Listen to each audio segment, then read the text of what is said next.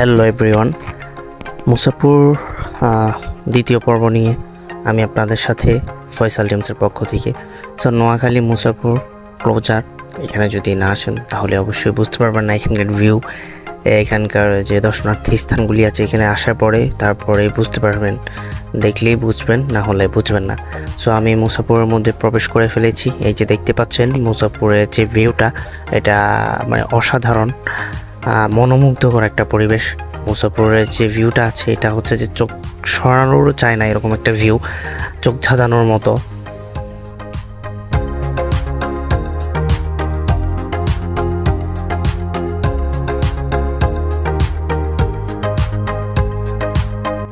এর মাঝেই আপনাদের বলি, যারা আমার এই ভিডিওটি দেখছেন যদি ভালো লেগে থাকে অবশ্যই শেয়ার করবেন, লাইক কমেন্টস করবেন, অ্যান্ড যারা হচ্ছে যে আমার পেজে নতুন, পেজটি ফলো করে দিবেন।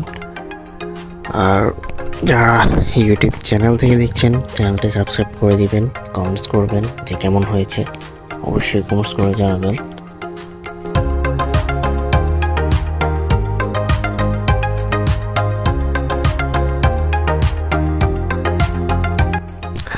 বিশ্বের বিভিন্ন স্থানে ভ্রমণ পিপাসু মানুষ রয়েছে, তারা এই বিশ্বে দর্শনার্থী স্থানগুলি খুঁজে বের করে সেটি দর্শন করে, ভ্রমণ করে নিজের আত্মাকে শান্তি দেয়। তো আমাদের বাংলাদেশের মধ্যেও এরকম বেশ কিছু দর্শনার্থী স্থান রয়েছে, তার মধ্যে নোয়াখালী মুসাপুর ক্লোজার অন্যতম। তো এই মুসাপুরে হচ্ছে যে আমরা এখন পর্যন্ত যে সমুদ্র সৈকতটি রয়েছে সেখানটাতে প্রবেশ করতে পারি নাই, সেখানটাতে এখনও যাই নাই। প্রায় 2-3 কিলোমিটার পর্যন্ত এই মুসাপুরের পূর্বের যে অবস্থান সেটা দেখতে পাচ্ছেন। অ্যাজ লাইক যখন আমরা হচ্ছে যে হাওড়া অঞ্চলে যাই, মিঠামইন বিভিন্ন জায়গায় হাওড়া অঞ্চলে যাই, তখন হাওড়া অঞ্চলে প্রবেশ করার সাথে সাথে যেরকম একটা হচ্ছে যে শান্তি অনুভব হয়, যেরকম একটা আমরা ভিউ দেখতে পাই, এই মুসাপুর ক্লোজার যে সমুদ্র সৈকতটি রয়েছে সেখানে আপনি প্রবেশ করার পূর্বে এর থেকেও সুন্দর একটি ভিউ পাবেন। এক কথায় হচ্ছে যে অসাধারণ, মনোমুগ্ধকর।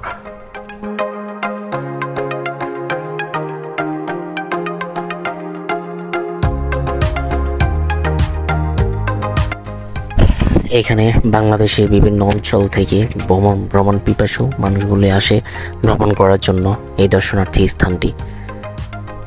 এই নোয়াখালী মুসাপুর আপনার হচ্ছে যে প্রবেশ করার পূর্বেই দেখতে পাচ্ছেন যে হাওড়া অঞ্চলের মতো কিছুটা, এটা হচ্ছে যে আপনার রাস্তার যে দুপাশে দেখতে পাচ্ছেন সবুজ শ্যামলে ভরা গাছপালা, অ্যান্ড হচ্ছে যে পাশে কিছু আবাদি জমি এবং অন্য পাশে হচ্ছে যে বিল। আসলে বিলটা বলতে হচ্ছে যে এটা নদীর একটি নদীর শাখা প্রশাখা বের হয়ে তারপরে এই বিলগুলি হয়েছে। আর যে আবাদি জমিগুলি দেখতে পাচ্ছেন আসলে সেগুলিও এইরকমই ছিল। আমরা বলি না নদীর বুকে চর জেগেছে, এখানটাতে আসলে সেরকমটাই হয়েছে, এখানে নদীর বুকে চর জেগেছে।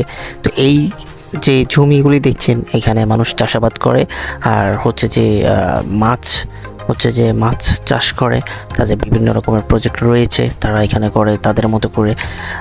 এগুলি কিছু খাস জমি রয়েছে সরকারি, যেগুলি হচ্ছে যে সরকারিদেরকে লিজ দিয়ে দিয়েছে, তারা তাদের মতো করে এটা হচ্ছে যে পর্যবেক্ষণ বা হচ্ছে যে পর্যায়ক্রমে তারা হচ্ছে যে চাষাবাদ করে যাচ্ছে। আরেকটা বিষয় যদি আপনি হচ্ছে যে লক্ষ্য করেন তাহলে খুব সহজেই দেখতে পাচ্ছেন, আমরা হচ্ছে যে এখানে মুসাপুর যে সমুদ্র সৈকত রয়েছে তার পূর্বেই এখানে যেভাবে হচ্ছে যে রাস্তার অবস্থান এবং হচ্ছে যে গরু, ছাগল, মহিষ ইত্যাদি আমরা যেভাবে দেখতে পাচ্ছি, অনেকের কাছেই মনে হতে পারে এটি হচ্ছে যে ভারতের কোনো সীমান্তবর্তী এলাকা। তো আসলে না, এটা কোনো ইন্ডিয়া অথবা ভারতের সীমান্তবর্তী এলাকা নয়, এটা হচ্ছে যে নোয়াখালীর মধ্যেই অবস্থিত। আমরা সবাই জানি যে নোয়াখালীর আশেপাশে কোনো হচ্ছে যে বর্ডার নেই, ভারত বর্ডার নেই, রয়েছে ফেনী বা হচ্ছে যে বিভিন্ন জায়গায় রয়েছে, কিন্তু এখানে কোনো বর্ডার নেই। তবে হ্যাঁ, এখানে হচ্ছে যে এই জায়গাটার নোয়াখালীর একদম শেষ পর্যায়ে এটি কিছু অংশ ফেনীর মধ্যেও পড়ে গিয়েছে। এই মুসাপুরটা কিছু অংশ হচ্ছে যে ফেনীর মধ্যে পড়েছে, কিছু অংশ আপনার নোয়াখালীর মধ্যেই হচ্ছে যে অবস্থিত।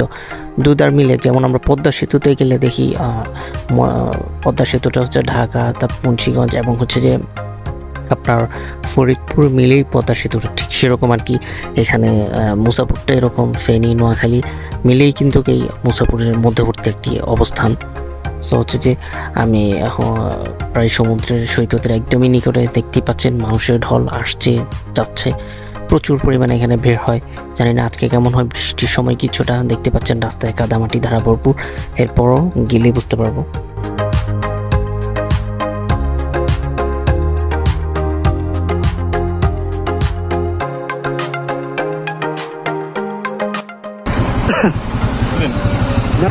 যাও যাও রাস্তার অবস্থানটি একটু দেখুন।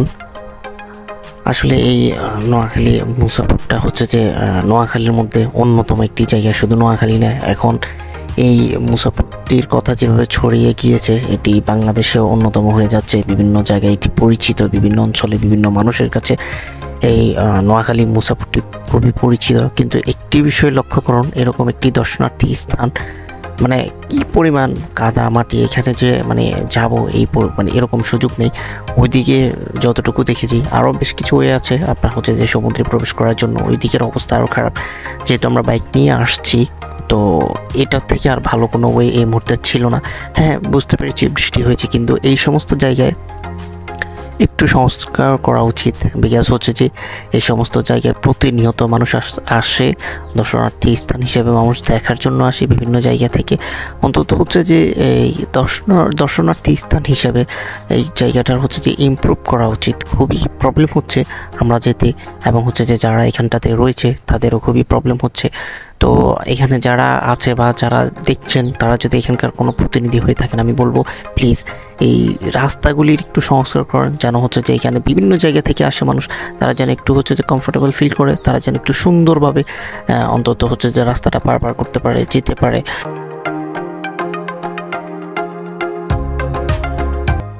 আর এখন কিন্তু প্রপারলি বৃষ্টি বা বর্ষার সময় না, এটা টুকটাক বৃষ্টিতে এই অবস্থা হয়েছে।